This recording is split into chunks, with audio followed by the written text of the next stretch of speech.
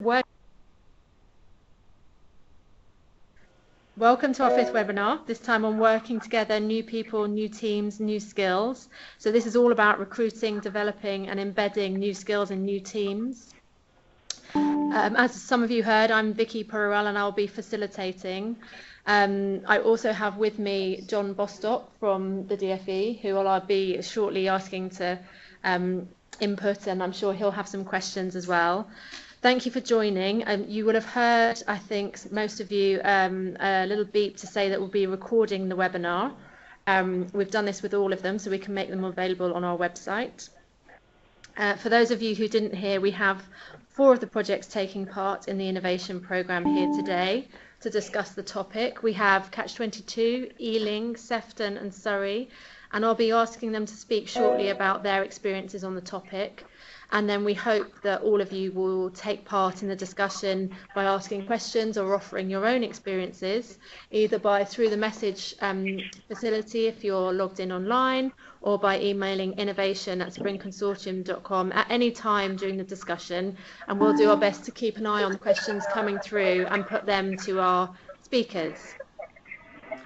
So before we hear from the projects, I'm going to make 2 requests. One, if you are not speaking, you try and, most of you will be on mute, but if you're not, if you can try and keep as kind of quiet as possible while others are speaking so that we get the clearest sound experience for everyone, that would be really helpful. So I'm going to ask John Bostock to say a few words about how recruiting, developing, embedding new skills is in new teams in particular is relevant to the innovation programme and what he's noticing as important and interesting on the topic. Thank you. So I was looking back last week at some of the papers we published when we launched the innovation programme a year and more ago now. And there are a few of the things that we were saying back then that we were particularly interested in fostering and encouraging through the innovation programme, which seem particularly relevant to today's session. So things like the importance of interdisciplinary working between social care, clinicians, CAMs, police, that sort of thing. And then the importance within that sort of interdisciplinary working of a shared vision and values, and genuinely breaking down some of the barriers between organisations and within those organisations different professions, to move towards a sense of collective responsibility and even collective case holding and that sort of thing.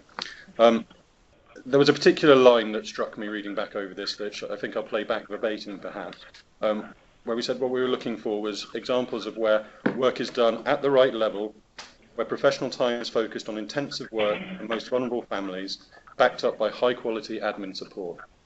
Now that's easy for me to say, but making those sorts of things a reality is a much more challenging exercise, and it does seem to me to be exactly the sort of thing that the 4 featured projects have been engaging with in recent months.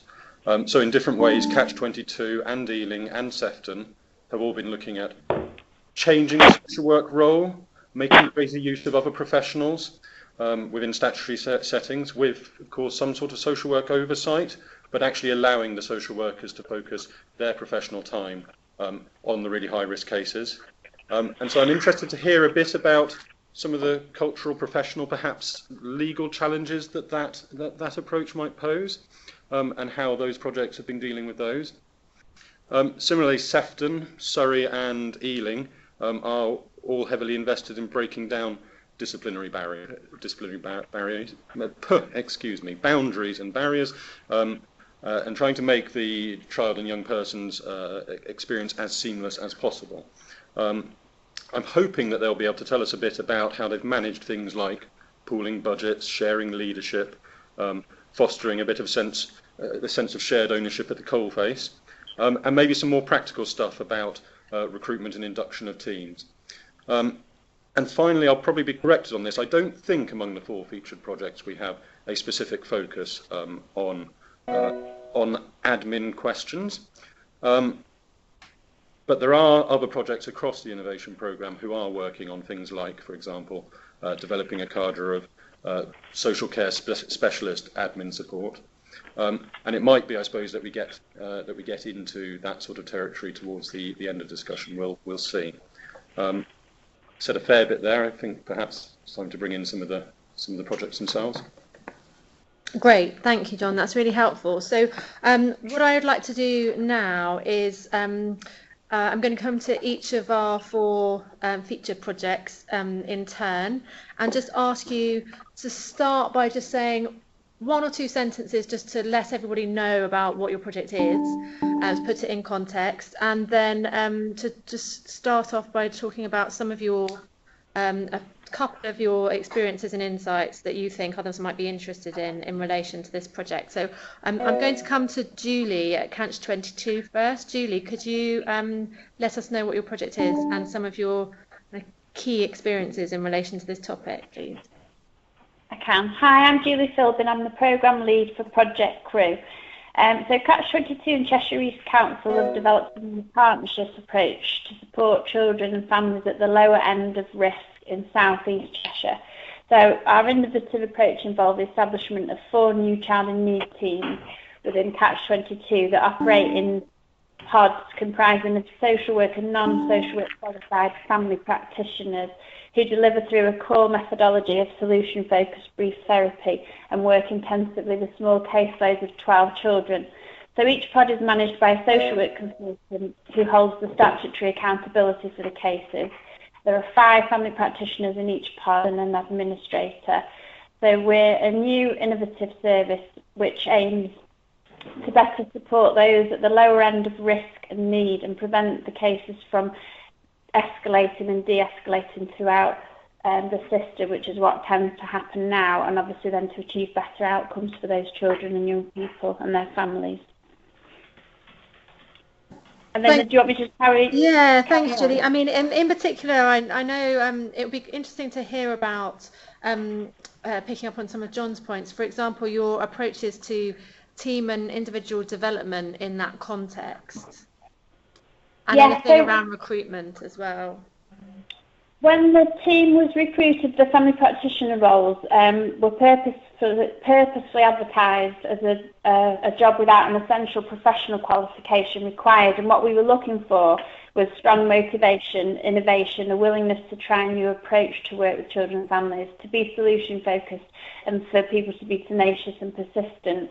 And we wanted people to have had experience of working with children and families, but in any context, so it didn't have to be traditionally within a social care kind of role or model.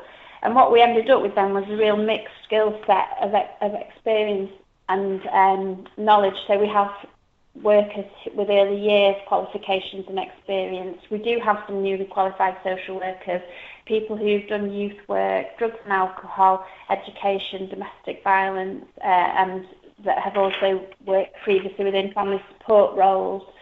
So we ended up with a real mix of practitioners who weren't all qualified social workers. So they're the family practitioners who deliver the service to the children and young people and their families.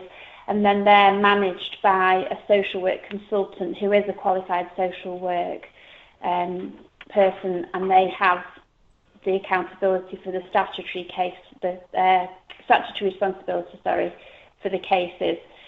And I suppose it's worth saying in our recruitment that we had a young people's panel whose input was really important and valued within the process of recruitment, and that they did have influence in decision making about the team that we ended up with, that we did have real regard for their thoughts, and that they devised their own questions and asked some really good questions of the people who were being interviewed. All our social work consultants are were internal candidates, which wasn't an intention, and part of that was that there wasn't a great response externally, but that is true with the local authority, who also struggle to recruit qualified social workers, and is really one of the issues that we would want to tackle, in that we will hopefully reduce workloads for statutory social workers, and that then retention and the use of agency staff and those things will improve for the local authority. And can I ask, yeah, Julie, could I ask how those social workers themselves are finding letting go to a degree and having the other professionals take a greater lead in some of this work, and also how comfortable Cheshire, you might not feel able to talk too much on this, but how comfortable Cheshire have been in in letting go that sort of professionally qualified holding of the case, or not quite the holding, but the working of the case? Yeah. I think there's a real buy-in from senior managers within Cheshire East, and sort of up to team leader level, which is the practice managers in the crew team.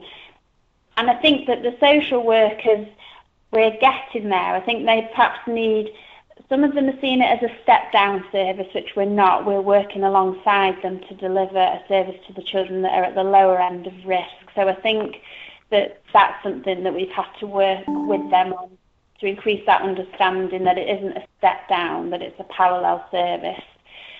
And I think there was some, I don't know if it was resistance as such, I think, to start with, but we have done work with the teams about trying to explain our service, and that obviously when we have a full cohort of cases, their caseloads will be significantly less. So I think there has been some buy-in to that. The difficulty we've had is the social work managers having the time versus their day job, really, to be able to, from existing caseloads, work out which cases would be appropriate ones to allocate to us at Project Crew. So that's something that we're still working on them with. And we have got cases, but we haven't got as many as we maybe anticipated at this point, because of that sort of time demand for them to have to look through and find cases, and for social workers to have a good understanding of our criteria to be able to present those cases to their managers. So that's sort of where we're up to now, really, in terms of working alongside the social work teams. And we're trying to embed some processes and protocol around handover of cases, which some social workers are working better than others with us in trying to achieve those kind of timescales around handover, and at what's an appropriate point to do that, and who has responsibility for what, because they're handing the cases over to us, and then if there's a child in need review, that's a good point to hand it over, and things then around who writes the plan from that meeting. Some of those practicalities, really, have been some of the things that we've had to tackle. That's great. Thank you so much, Julie. I think we'll definitely come back, I suspect, to some of those issues, and reminder to people that do ask questions if you would like to. I just noticed that you said about having a young people's panel, and that makes me think, I think I'm going to come to Ealing next and ask Dorothy Duffy from Ealing to say a few words about their project and how they're working, because I understand that you've also made use of young people in recruitment. Absolutely, yes. Hello, everybody. Dorothy Duffy and Eve Malik from Ealing here. Our programme is about developing multidisciplinary teams to work intensively with young people in and on the edge of care. To that end, we have developed 3 teams, 2 which are focused primarily on supporting children, young people who are on the edge of care. And a bit like the previous speaker, they're in 4 pods. They have clinical psychologists, connections workers, youth workers, social workers, family support workers, and then we have teachers working across the teams, giving the additionality and supporting the team around the worker approach. In terms of our recruitment, we had a very successful, with a great deal of thought put into how we were going to do it. It was a values-based recruitment process. And we had a panel of young people who interviewed everybody, and in fact were actually instrumental in us not recruiting some of the candidates who applied, and were very clear and were an invaluable source to us on the recruitment panel. And in fact, some of the young people have gone on to become youth mentors within our teams themselves.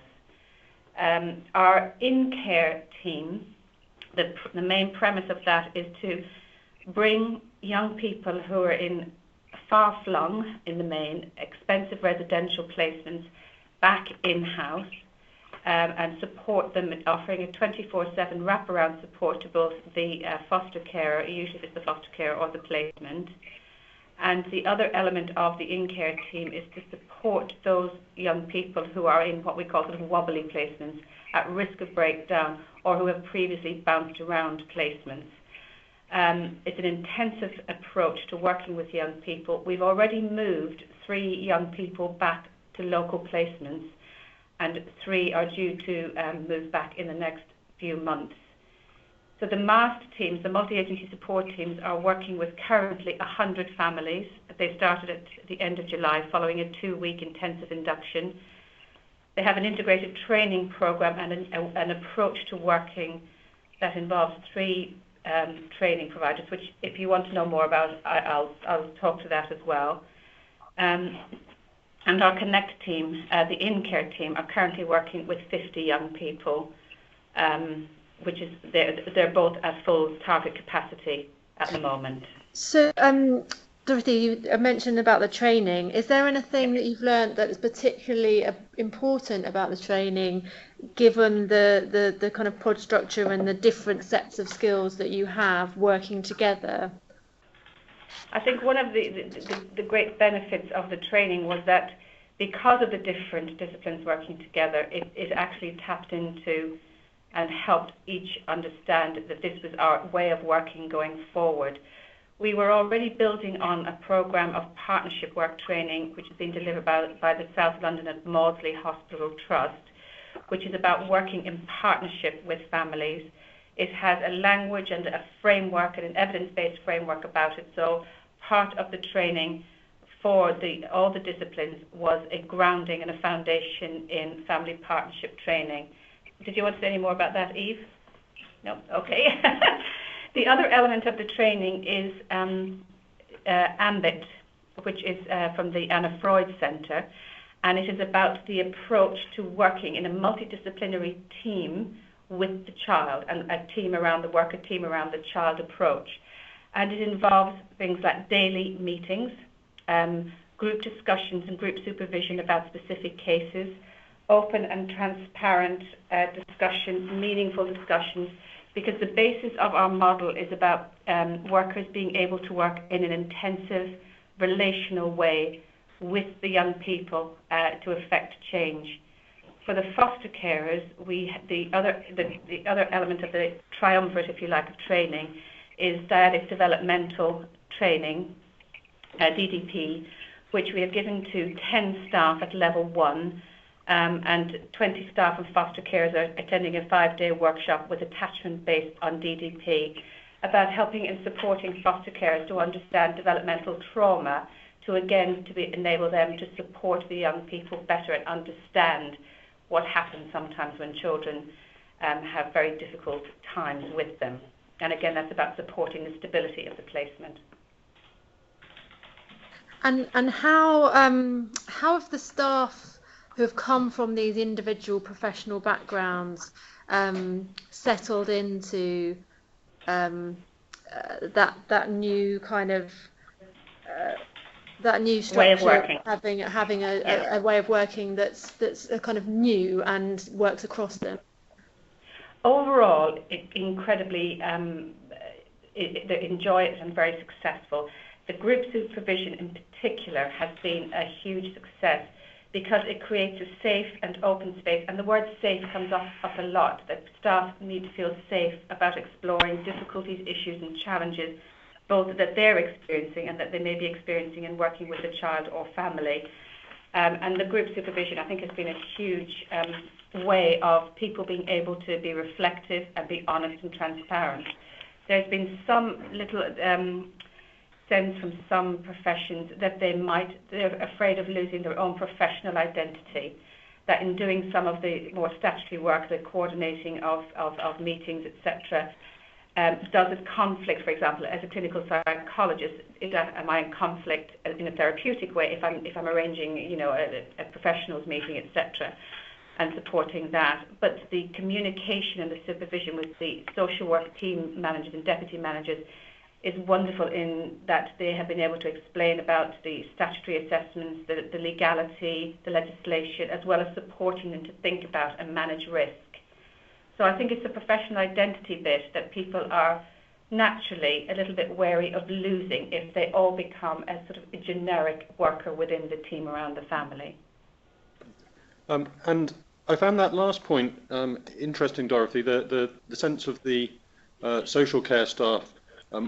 Almost as you described it, it sounded like upskilling a set of other professionals. Does the same thing work the other way around?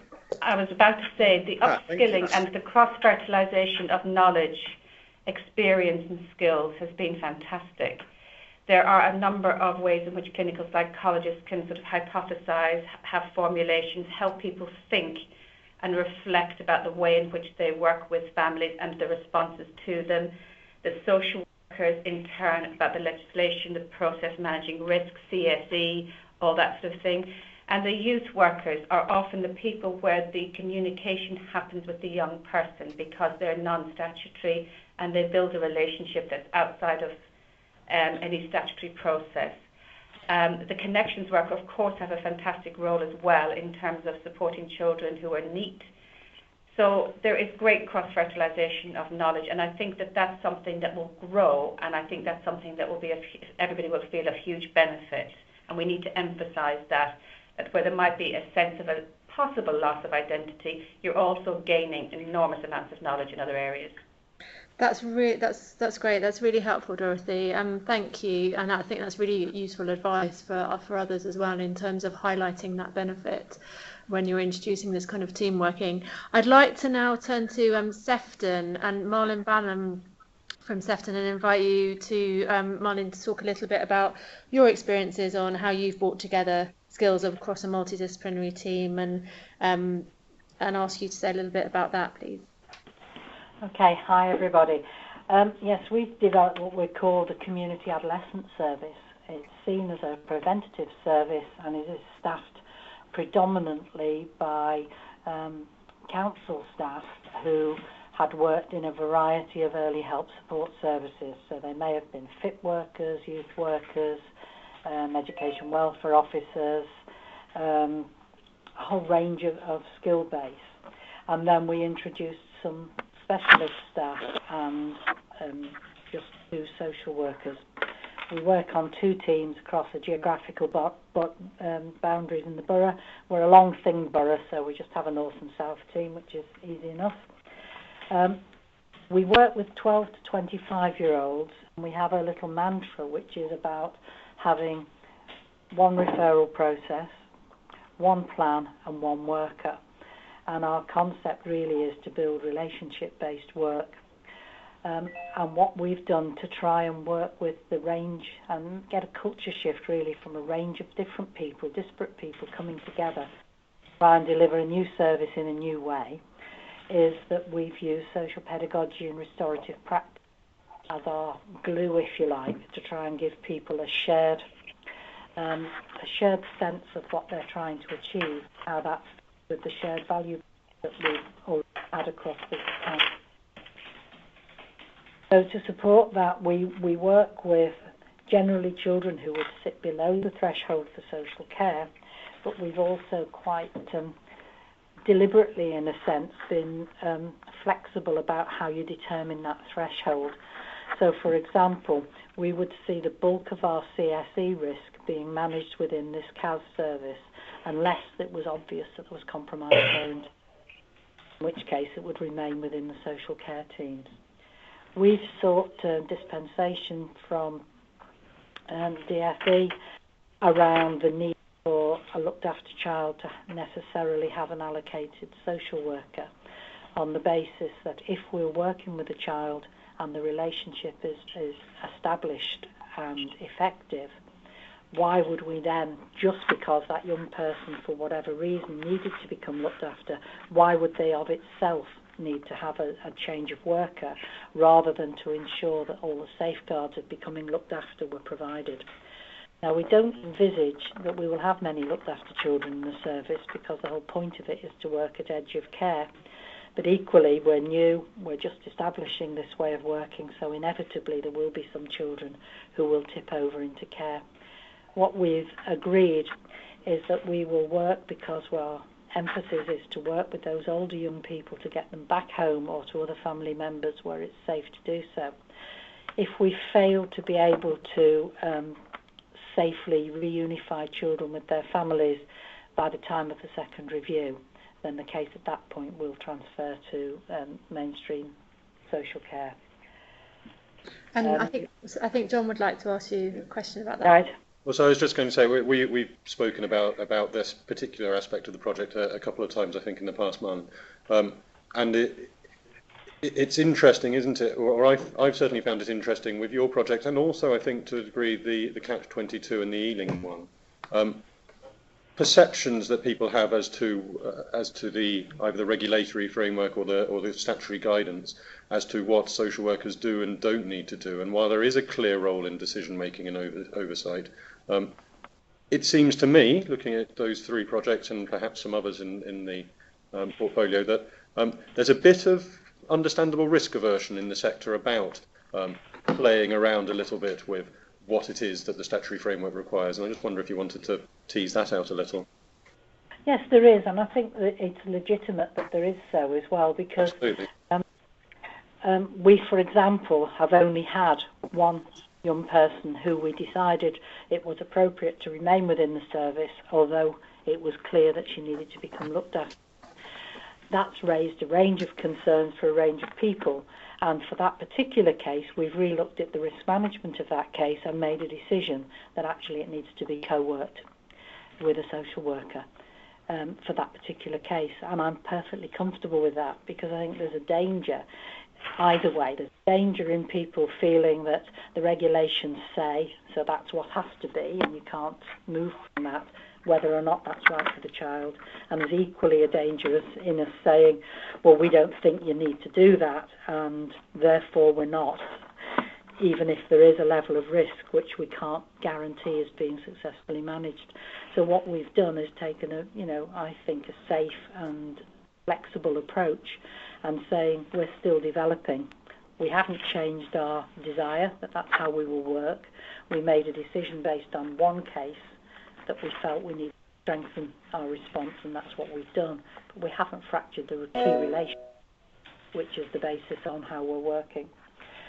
So, in essence, the range of difficulties that we've faced in the need for someone to have an overarching drive and a project management role to pull together all the various strands, and that's been quite difficult because we found ourselves in a position where that's had to be to some extent divided between two heads of service, and that's not ideal, but nevertheless it hasn't prevented us from moving forward what we need to do. We've found that staff have benefited hugely from, they're all located together.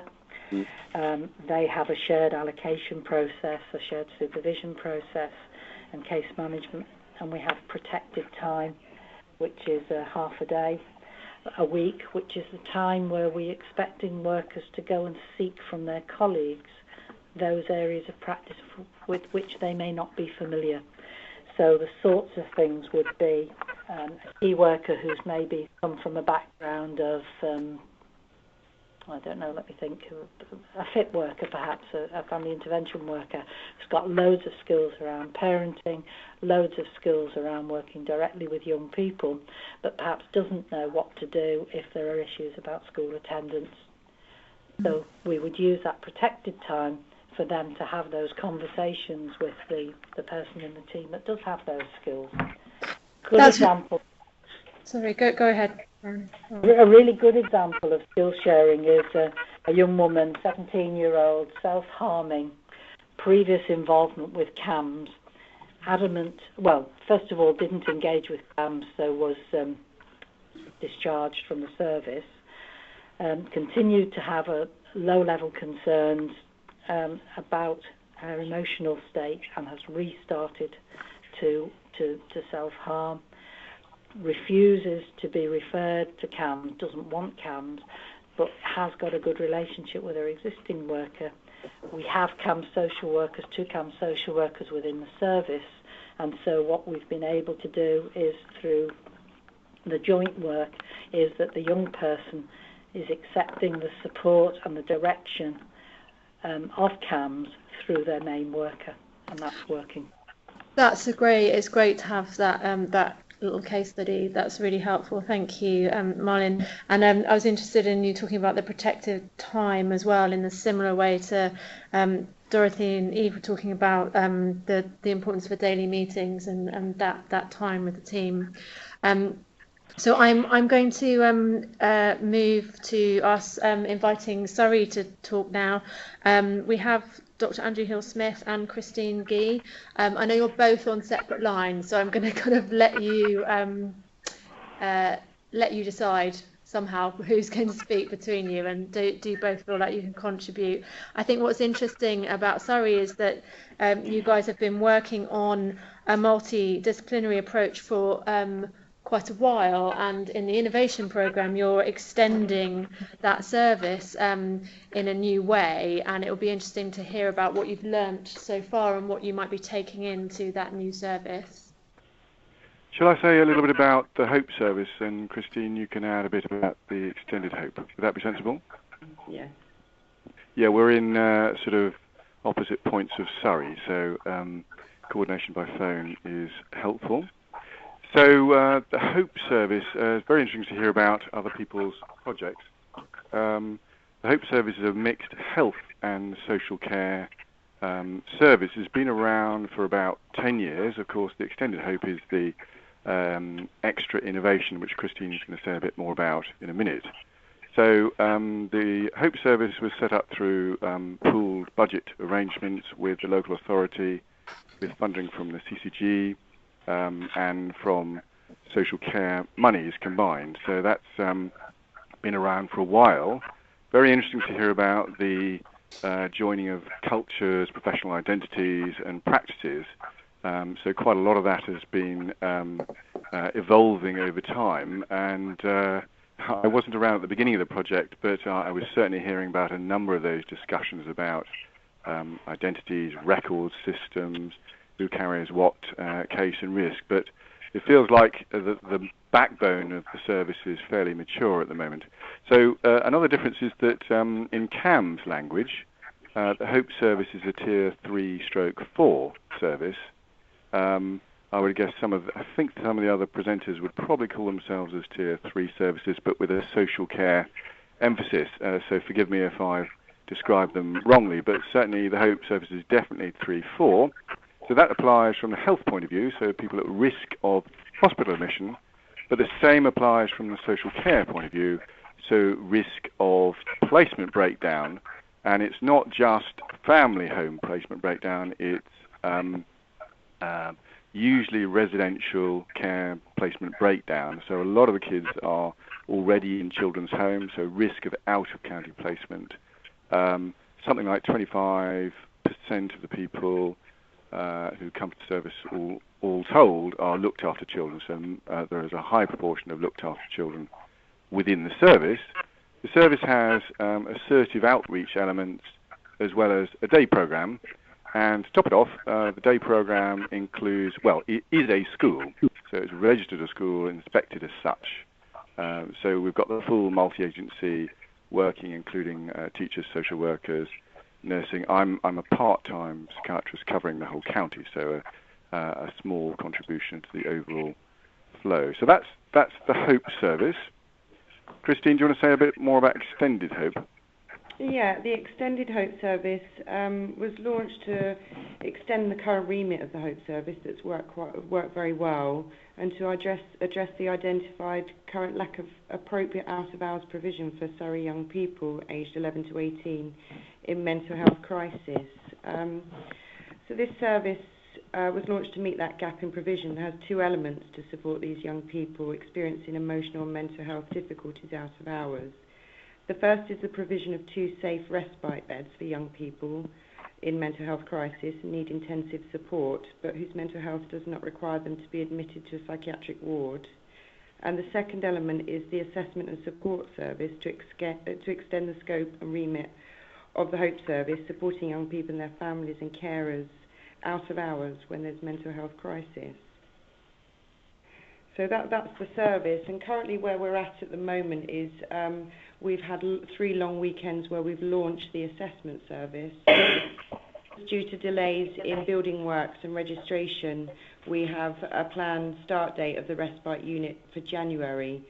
So we've gone ahead to start with a reduced assessment service covering the weekends, and then be a full service in January when we have the respite unit up and running.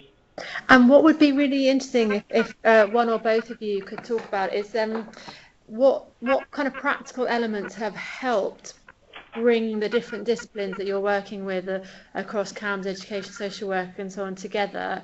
In particular, I think you might have done some that the governance might be an important point, and also the way that you've brought the team together in regular meetings. Could one of you say a bit about that? Yeah. Again, I think there's been quite an extensive history. Someone was earlier talking about the importance of supervision. The day programme is a key linking point. There are quite a number of different meetings. So, for instance, there's a morning meeting and an end-of-day meeting, quite brief. That's for handover. There are a number of supervision meetings of one kind or another, both for disciplines, but for the whole group. They're often joint trainings, either mandatory and statutory things, but also developmental elements. Obviously, working together is really helpful. There's been a bit of sharing of their care coordination functions sometimes. The social workers cover some of the health cases and vice versa. So there's learning together, thinking together, and doing together. The social workers get a bit edgy about some of the health type cases, but we look after them and help them see it through. And so, can you say a bit more about that in sort of looking after and helping seeing through? Is that through supervision? Is it through external facilitation? Is it kind of through team development sessions? Yeah, a combination of all of those, really. Obviously, practical support, someone working out how to approach things. Yes, joint trainings, and then there are obviously a range of supervision arrangements. I don't think there's a sort of a clever magic bullet, but I think robust support structures in all sorts of different directions, really. Okay, thank you. Before myself and John ask more questions, I just want to remind everybody that you can ask questions, and we'd encourage and like you to ask questions through the message facility on the left-hand side, bottom left-hand side of the screen, if you're online, and you can email the innovation@springconsortium.com inbox as well if there is anything you'd like to ask or contribute. So, and just in terms of, I'm quite interested in talking, asking both Surrey and Ealing, so Andrew, Christine, Dorothy, Eve. So Surrey, you've started to scale, it kind of expand a service. So you've had some experience of this. And Ealing, I know you've been thinking ahead about how you scale the approach that you're working with now. So how do you go from working with the initial keen people who successfully managed to integrate in a multidisciplinary team to broadening that out to recruit wider teams, or to push that model out to larger numbers of staff? So perhaps Andrew or Christine, if you could have a go at that first in terms of what you've learned, and then Dorothy and Eve, if you could also pick up on what you're thinking it might be important in relation to that scaling question. Yep. Who's first? So Andrew, let's go to you or Christine first. Yeah, scaling. I think you're thinking about sort of getting other people to do similar things, or you could, or even within your authority. Yeah, well, obviously, this project is a way of scaling. There's a plan to extend it through some of the transformation plan money. So that's a sort of, if you like, a financial contribution. There's very strong support from the local authority as well. I think one of the drivers behind that is the out-of-county placements. So we want to do some work to have a system for tracking those and seeing if we can influence the out-of-county social care placements, so therefore feeding back some data into strategic thinking. So that's one level. Is that the kind of thing you were thinking? Yeah, that's useful, and it's useful to hear about what the motivations might be. Perhaps Dorothy, I can then come to you and you pick up your point about the what you were understanding about demonstrating the benefits, is that something that you might use to sort of sell this new way of working, if you like, the opportunities around it as you try and grow your new service within the authority? I mean, I think we had already done some very sort of minor programs like this prior to this wide-scale one. We had a primary intensive intervention and a TIPS program.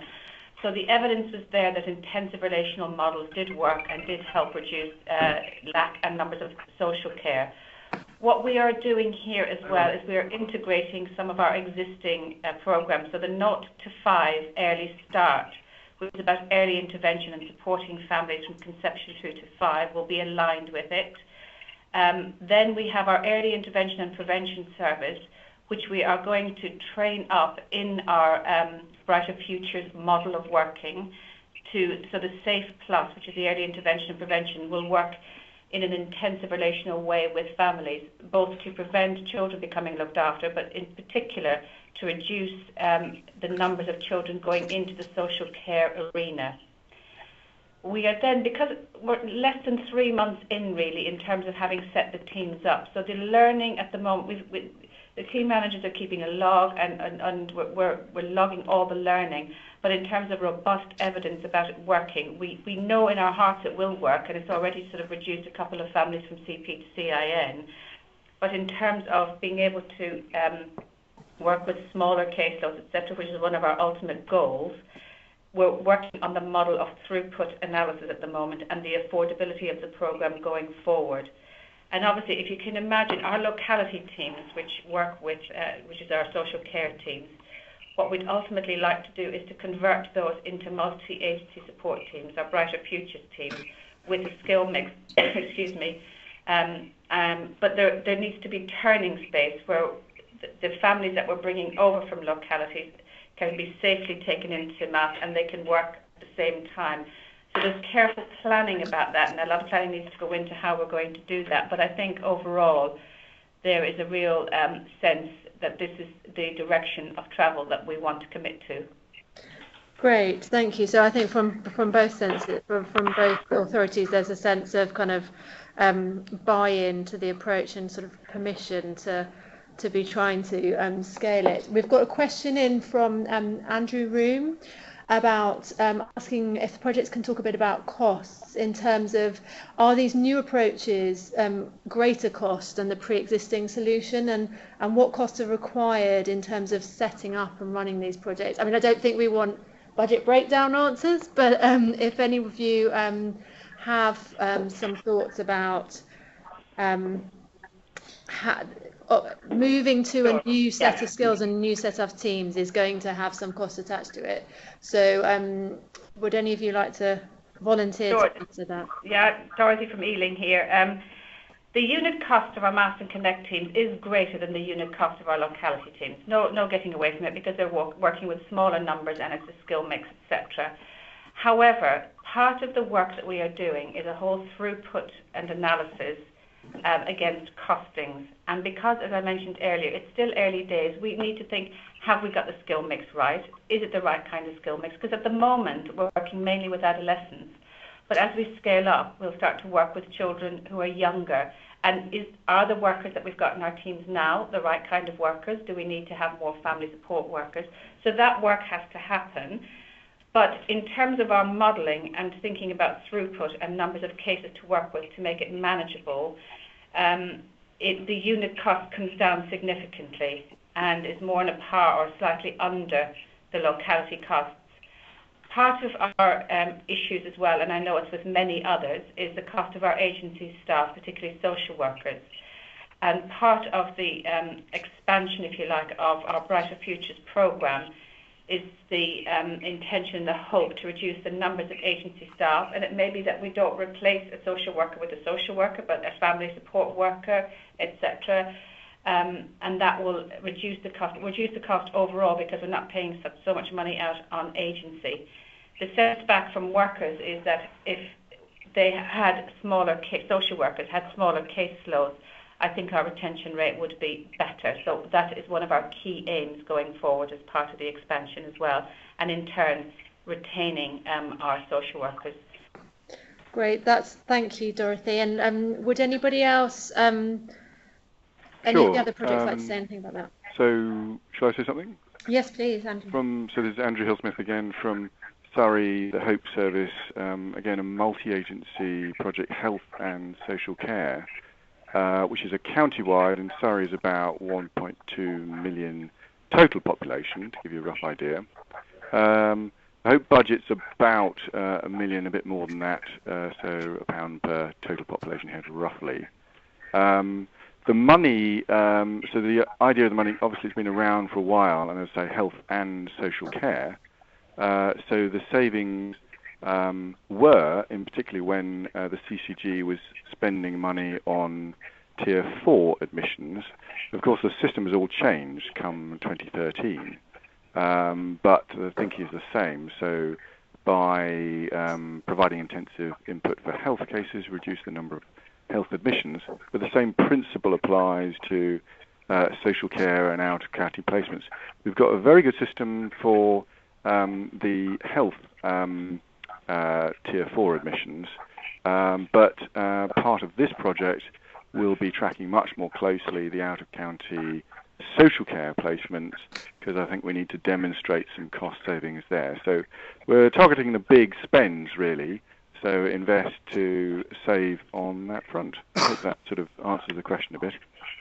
And I might just say something across the innovation programme as a whole, in that I think we recognise that in just about all the projects we're supporting, there are some quite substantial set-up costs, and we're working at present in a number of cases, as Dorothy was saying, on a set of hypotheses about where savings and sustainability are going to come from.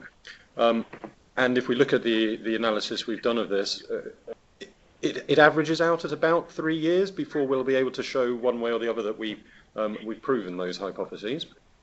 And that speaks to me of the importance actually of government investing in a programme like this and helping to share some of that cost, where we have an idea which we think is going to make a difference, but we are actually carrying a risk in investing in it over a number of years. So I thought I'd just say that about the programme as a whole. And then I wanted to play a question back to, I'm not sure, I was about to say all but Catch-22, but that sounds like I'm ruling Catch-22 out. It's something that was prompted by what Julie said from Catch-22 about making sure there's a wider understanding from the teams within Cheshire about what it is that New Service is, what it does and what it's for. And I wonder whether any of the other projects have reflections on how you make sure that that's happening within your local authorities, I suppose, but also with the other agencies that you work with. Yeah, Miss Marlin at Sefton, I would certainly echo that. It's really crucial, and it isn't as easy as you think it might be.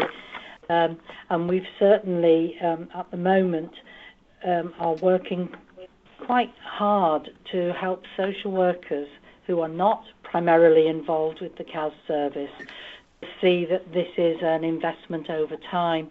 And it's particularly difficult because as we are building the new service, it's clear to people that individual workers within the new service are not overwhelmed with cases, whereas our social workers are hard-pressed with high caseloads, and the need to be able to stand against, really, the desire to step down cases into CAS as a means of reducing caseloads for social workers is quite challenging. I think we have good support.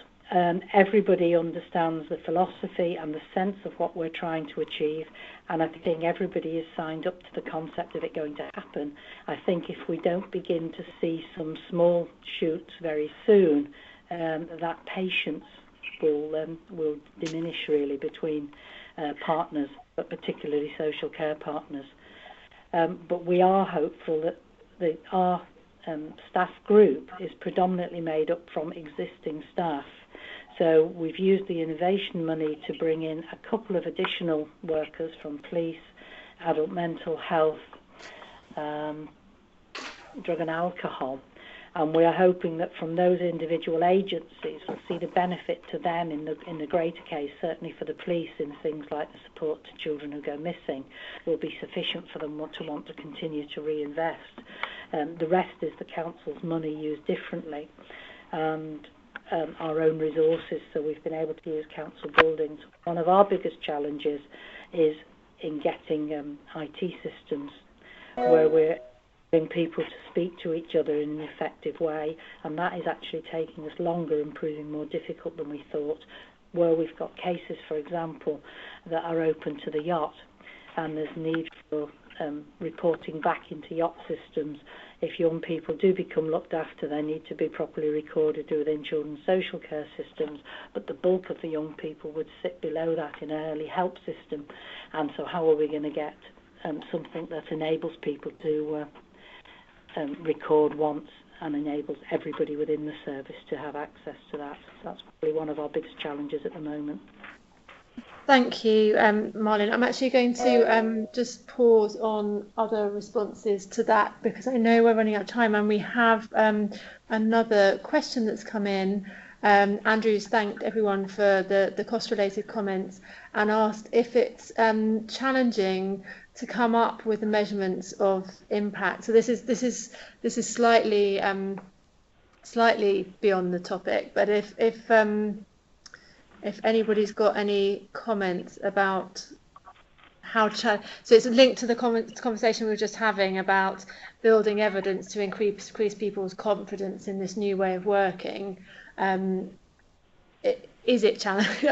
I suspect the answer will just be yes from everyone, but is there anything you'd like to say about coming up with measurements of the impact to demonstrate and to build confidence in the new way of working? We've used our evaluation partner, Ecaris, whose work was previously in getting the cost-benefit analysis set up for the Troubled Families agenda. So we're hoping with our work with them to be able to put both a quantitative as well as a qualitative emphasis on actual value for money. So what has been saved to the actual public purse.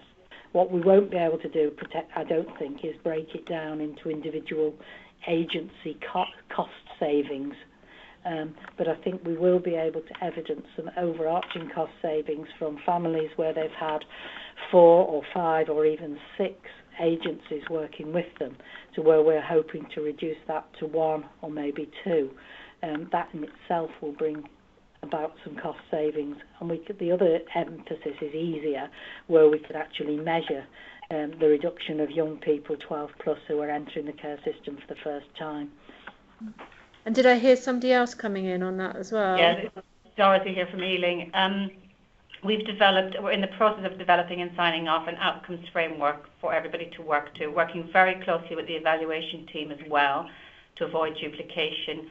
We have a beast of a financial model that we have developed to support us in understanding the cost avoidance and cashability that we're making against it, in line with additional savings that we're also having to make, as part of the local authority savings over the next few years that the government has imposed on us.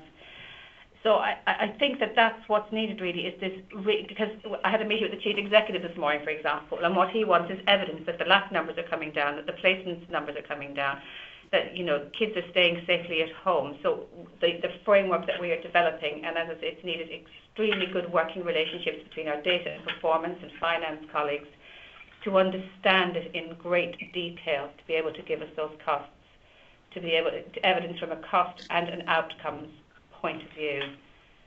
So I think that's quite essential, because an earlier point is about setting up these teams, that we don't want the teams to look like they're an elite gold standard team and the locality teams are out there slogging away with higher caseloads, etc. So it's getting out there face to face with people in teams and talking to them on a regular basis, because it would be very easy for them to feel very demoralised. But they're already seeing some little green shoots and positivity from the teams as well. So that was sort of two answers to 2 separate questions. But yes, really useful. Monitor, track and track and track. And actually, one of the things you said there was, having said, I thought that was slightly off topic actually, came back to one of John's earlier points from right about the beginning about a shared vision, and actually that has to translate into a sort of shared understanding of what the outcomes are, and a combination of all the skills involved. And you actually mentioned sort of finance skills and so on to deliver good outcomes from children and to understand what those outcomes are, and to be able to use them to be able to expand your service, to be able to convince others, to be able to, well, first of all, to understand if it's worked, and then to do those things.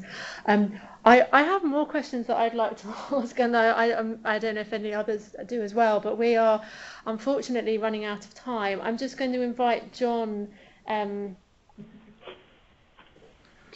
to say a couple of words.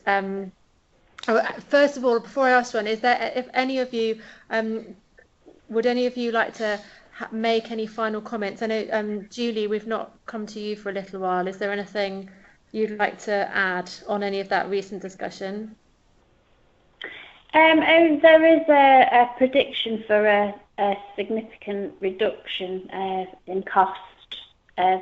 We're based on the principle that if we're stopping cases escalating to CP, which obviously is a higher cost to the local authority, and that they don't re-enter the child in need system, and the predictions for that saving, as I say, is quite significant and is more than it would cost to deliver the service going forward. So, and there's currently started as the part of the research project that there's a staff survey gone out to our team and also then to the local authority social work team around staff wellbeing, really, workload, stress, absence, that kind of thing, to compare the two.